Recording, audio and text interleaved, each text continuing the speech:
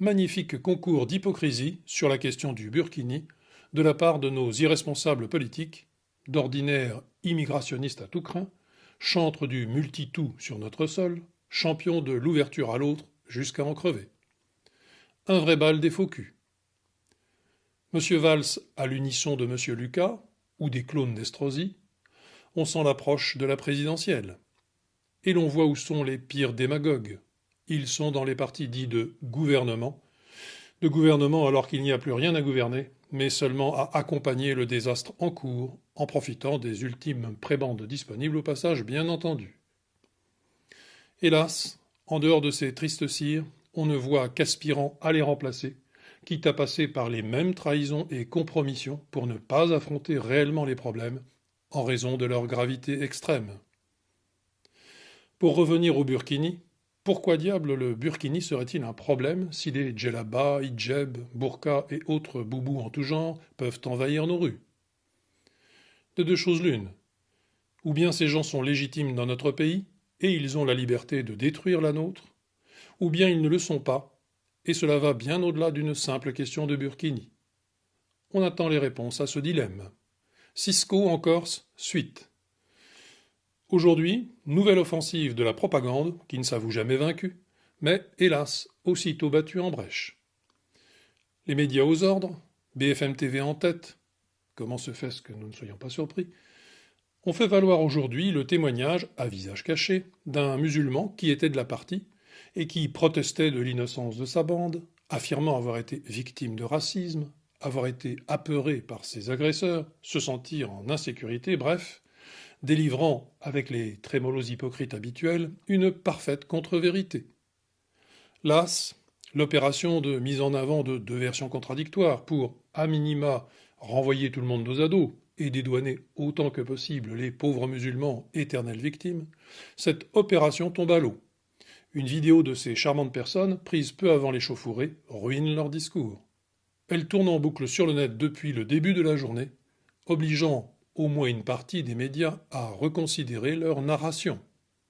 Morale de l'histoire, on n'écoute que les victimes que l'on veut promouvoir, et nous n'en sommes pas dans notre propre pays.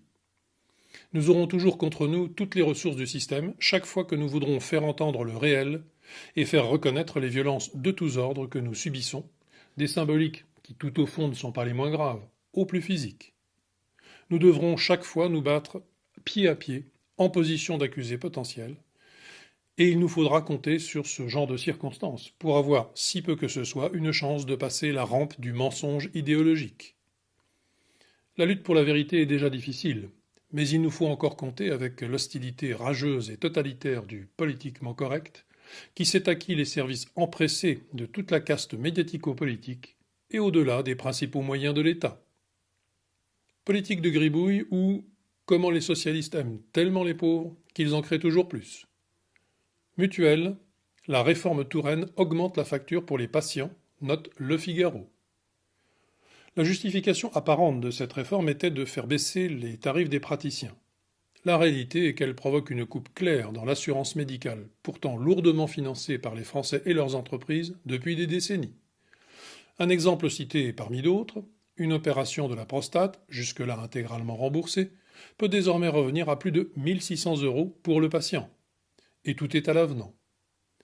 Cette énorme et soudaine spoliation est en vérité l'une des conséquences, et il y en aura bien d'autres, de la charge considérable et insoutenable que représente l'invasion parasitaire de notre pays par les hordes de migrants entre guillemets en tout genre, depuis des décennies également, quand, dans le même temps, notre économie se délitait inexorablement.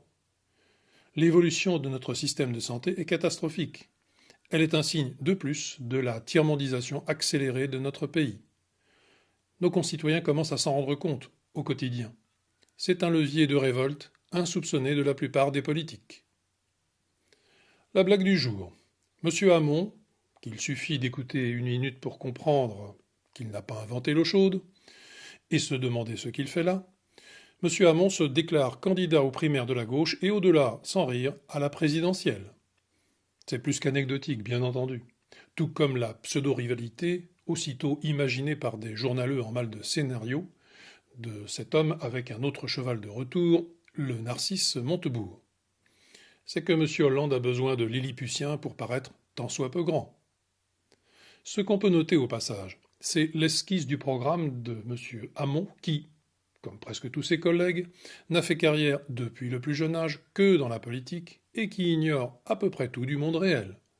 C'est un festival de sottises qui résume les dernières lubies d'une gauche qui ne veut rien voir, rien savoir, rien comprendre, et qui tient à ses folies comme la bernique à son rocher. L'irréalisme le dispute à l'irénisme comme de juste.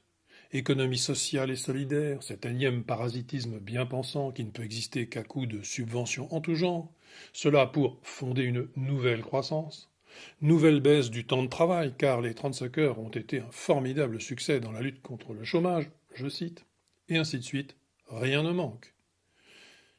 M. Hamon est aussi l'auteur de cette réflexion particulièrement pertinente comme on s'en rend compte tous les jours. L'islam ne pose pas de problème à la France. Fin de citation. Le matérialisme dialectique a vraiment du plomb dans l'aile, ces gens sont irrécupérables. Économie. En Allemagne, le journal Bild indique qu'il faut prévoir une hausse du chômage à cause des réfugiés, de l'ordre de plus ou moins 110 000 personnes l'an prochain, et que ce n'est qu'un début. Le patronat semble très ennuyé, il leur faut des ouvriers avec au moins un potentiel de qualification, et pour l'heure, ils ne semblent pas le percevoir dans la très grande majorité des migrants qui ont afflué en Allemagne. On a même entendu un responsable politique berlinois dire que, je cite, « Nous avons importé des gens complètement abrutis ». Fin de citation.